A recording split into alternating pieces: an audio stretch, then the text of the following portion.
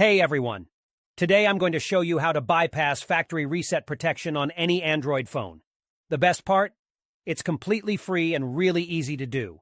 You know when you reset your phone and it asks for your Google account? Well, with this method, we can bypass that step and gain full access to the phone.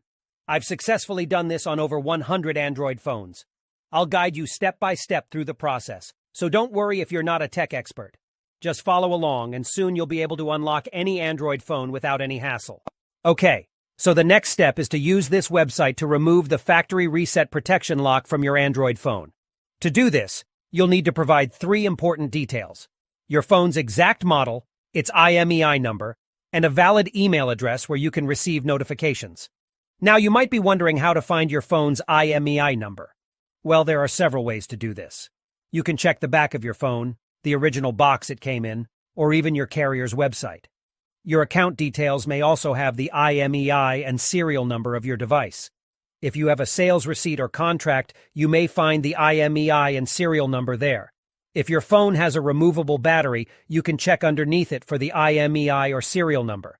However, if your phone doesn't have a removable battery, don't try to remove it or you may damage your device.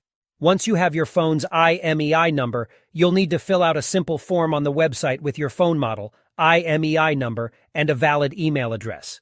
This is where you'll receive a notification when the factory reset protection has been removed. After you submit the form, your request will be processed, and you'll receive an email notification when the factory reset protection removal process is complete. I'll show you an example of what the email should look like by logging into my personal email account. Here's the email I received, saying that the factory reset protection was removed. Let's open it up together. The message confirms that the factory reset protection has been removed, so all you need to do now is restart your phone.